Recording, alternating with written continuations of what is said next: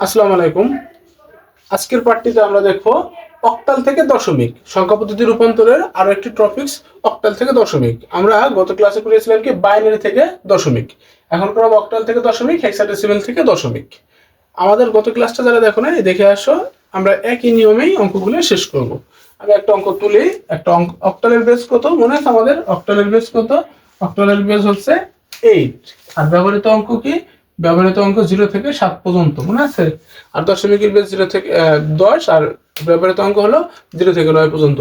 তাহলে আমি প্রথমে একটা অক্টাল অঙ্ক তুলি। 63 পয়েন্ট, আচ্ছা আর একটু বড় একটা অঙ্ক নেই, 631.72। এটা একটা অক্টাল সংখ্যা পদ্ধতি। আমার এটাকে দশমিক করতে হবে। তাহলে অঙ্কটা আছে কি, আমার অক্টাল করতে হবে দশমিক। আমরা একইভাবে গুণ করবো গত ক্লাসের মতোই। কিভাবে গুণ করব? এই 6 এর সাথে 8 গুণ, 6 গুণ 8। এই 3 এর সাথে এই 8 গুণ, 3 গুণ 8। এই 1 এর সাথে 8 গুণ, 1 গুণ 8। এরপরে এই 7 এর সাথে 8 গুণ, এই 2 এর সাথেও 8 গুণ। অর্থাৎ কি, এখানে যে কোনো সংখ্যা আছে, 5টা সংখ্যা আছে, আমি 5টা সংখ্যার সাথেই 8 গুণ করছি। হুম, 5টা সংখ্যার সাথে আমি কি করছি? 8 গুণ করছি। এখন আর কি কাজ বাকি আছে? আমরা গত ক্লাসে মনে আছে, এইটার পর মনে মনে 0 ধরছিলাম, এইটা 1, এইটা 2, এই পাশে থাকলে 3, 4, 5 এইভাবে আসতেই থাকবে, ঠিক আছে? তো এখন আমার এইভাবে যখন আমি যাব 0, 1, 2, তাহলে 6 এর পাওয়ার কত হয়েছে? 2। তাহলে আমি 6 এর সাথে যে বেসটা 8টা গুণ হয়েছে, এরপর 2, 3, এরপরে 3 এর সাথে যে 8টা গুণ হয়েছে তারপর কত? 1। এরপরে এই 1 এর সাথে যে 8টা গুণ হয়েছে তারপর কত? 0। ক্লিয়ার? এরপরে পয়েন্টের এই পাশে আমরা কিভাবে দিছিলাম মনে আছে? -1, -2, -1, -2। অর্থাৎ কি, বাম পাশে হলো 0 থেকে শুরু করব, আর ডান পাশে -1 থেকে শুরু করব। তাহলে আবার এই 7 এর সাথে যে 8টা গুণ হয়েছে -1, এই 2 এর সাথে যে 8টা আমার গুণ হয়েছে বেস -2। বুঝতে পারছো?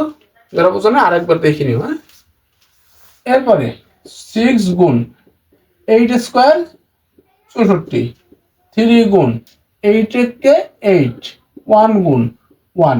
এইখানে কেন 1 হলো? এখানে কেন 1 হলো? গত ক্লাসে আমি বলছিলাম যে কোনো কিছুর পর 0 হলে কি উত্তর 1, 8 এর পর 0 তার মানে কি উত্তর 1। 8 100 পরে যদি 0 হয় তাহলে কি উত্তর 1 হবে। আচ্ছা, প্লাস 7, এদিকে হবে 1/8। কেন? আমরা গত ক্লাসে শিখছিলাম এরপর -1, 1/a, এরপর -2, 1/a স্কোয়ার, এরপর -3, 1/, এরপর কিউব। অর্থাৎ কি উপরে সবসময় আমার কি থাকবে? 1 থাকবে। তাহলে আমি এদিকে প্লাস এই 2 দিলাম, গুণ উপরে কি হবে? উপরে 1, নিচে হলো 8 এর উপরে স্কোয়ার, 8 এর উপরে স্কোয়ার। বুঝতে পারছো? নাহলে আরেকবার দেখো।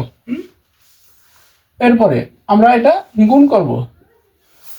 64 সাথে 6 গুণ 36, আর হলো কত হয়েছে? 24, 36। আচ্ছা দেখি আমি কত হয়। 4 6 24, 4 হাতে হলো আমার 2, 6 6 36 আর 2 38, 384। এরপরে 3 8 24, 1 1 কে 1, এই 7 কোথায়? উপরে। 7 1 কে 7, 8 কোথায়? নিচে। এই 2 কোথায়? উপরে। আর নিচে কত? 8 স্কোয়ারে 64, 384, 24 প্লাস 1 প্লাস 7 রে 8 দিয়ে ভাগ করলে কত হয়? দেখে আসি, 7 রে 8 দিয়ে ভাগ করলে কত হয়? 7 ডিভাইডেড 8, 0.675, 0.675। এরপরে 2 মানে এই 2 কে 64 দ্বারা ভাগ করবো। 64 কে না কিন্তু, আগে 2 ডিভাইডেড 64, ঠিক আছে? তাহলে আমি 2 ডিভাইডেড 64 কত আসছে? 0.031, 0.0312, 0.03032। আচ্ছা ঠিক আছে, 032। এখন আমি কি কাজটা করবো? টোটাল মিলে আমি যোগ করবো। তাহলে কত হবে? 384, 24, 384 যোগ হলো 24 যোগ হলো 0.675, 0.675, 408.706। 408.706, অর্থাৎ এটাকে যখন আমরা দশমিক করবো 631.72 দশমিকে কত আসছে 408.706, তাহলে আমার উত্তর হবে কত এখানে 408.706। আশা করি বুঝতে পারছো, যারা বুঝো না আরো একবার দেখে আসো। এই লাইনটাই হলো অঙ্কের মেন, ঠিক আছে। এরপরে আমরা দেখবো কি হেক্সাডেসিমেল থেকে দশমিক। চলো আমার সাথে থাকো, আর যারা এখন আমার সাথে থাকার জন্য সাবস্ক্রাইব করো নাই করে আসো, নাহলে পরবর্তী ভিডিও পাবা না, এরকম কার্যকরী ভিডিও আর হবেও না।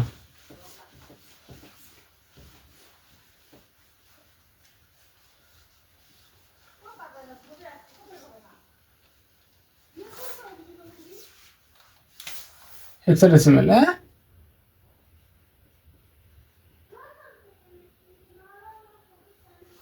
হেক্সাডেসিমেল থেকে দশমিক কত লিখছিলাম আমি 631। আচ্ছা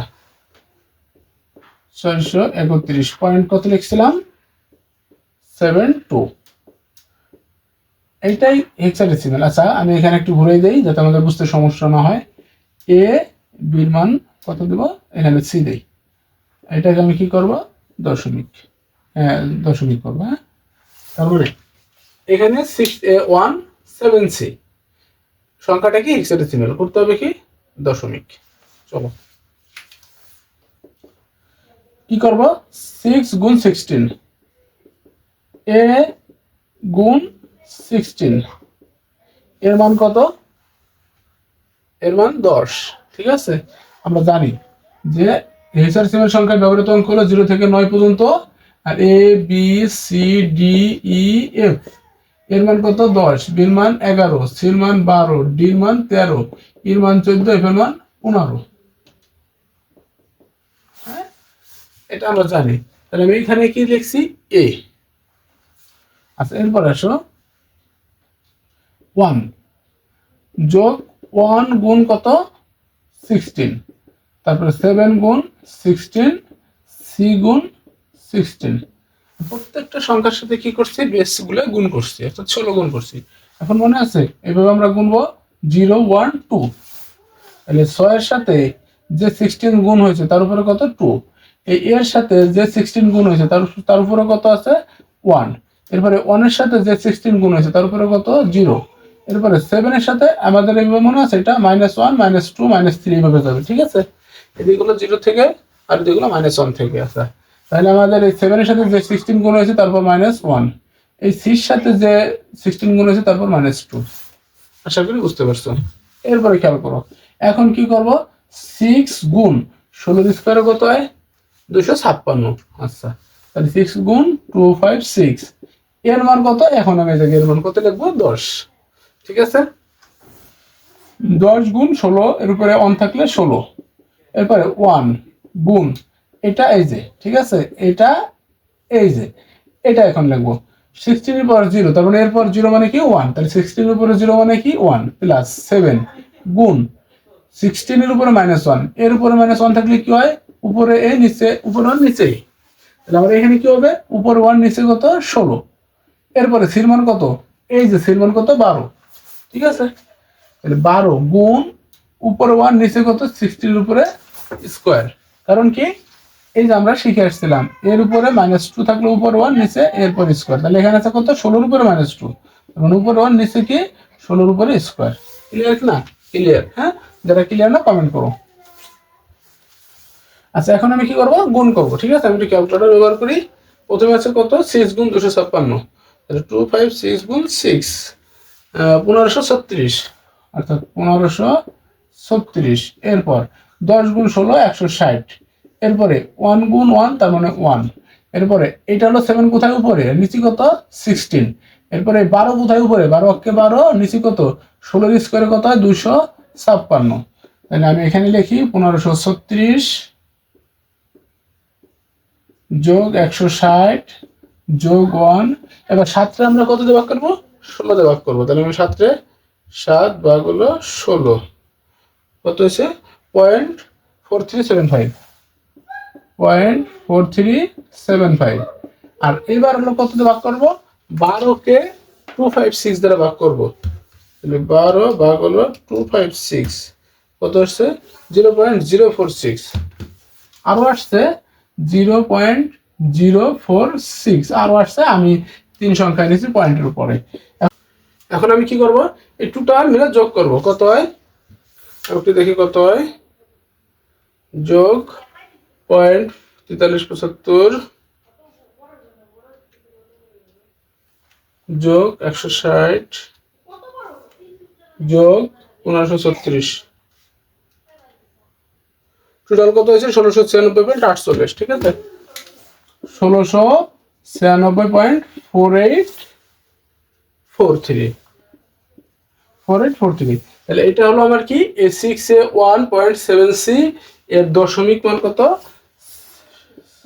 696.4843, আরো আছে, ঠিক আছে, আরো দেখতে পারো তোমরা এইভাবে। অর্থাৎ কি দেখো, তোমরা যদি রূপান্তরের সময় নিজেদের মাথার ভিতরে পেঁচ ফেলাই রাখো তাহলে সমাধান করতে পারবে না। মাথার কনসেপ্টটাকে ক্লিয়ার রাখতে হবে। খেয়াল করো, আমরা বাইনারি থেকে দশমিক যদি তুমি ভালো করে বুঝো, অক্টাল থেকে দশমিক ইজি, হেক্সাডেসিমাল থেকে দশমিক আরো ইজি। তার মানে আমরা প্রথম ক্লাসে কি করছিলাম, দশমিক থেকে এই 3 দিয়ে আসছিলাম। দ্বিতীয় ক্লাসে কি করছিলাম, বাইনারি থেকে দশমিক। এবং আজকের ক্লাসে আমি কি করলাম, অক্টাল থেকে দশমিক, হেক্সাডেসিমাল থেকে দশমিক। অর্থাৎ কি আমার 6টা নিয়ম শেষ। কি 6টা নিয়ম আমি আবার বলছি, দশমিক থেকে 3টে আসছি, আবার 3টে থেকে দশমিকে গেছি। মনে রাখবা, দশমিক করতে বললে গুণ, এই যে আমরা দশমিক করছি, দেখছো গুণ করে করছি। আর দশমিক থেকে জেরাই করতে বলুক ভাগ, প্রথম ক্লাসটা দেখলে বুঝতে পারবা, এইভাবে মনে রাখবা, ঠিক আছে। পরবর্তীতে আমাদের আরো কিছু রূপান্তর আছে, হেক্সাডেসিমাল থেকে অক্টাল, অক্টাল থেকে হেক্সাডেসিমাল, বাইনারি থেকে হেক্সাডেসিমাল, বাইনারি থেকে অক্টাল।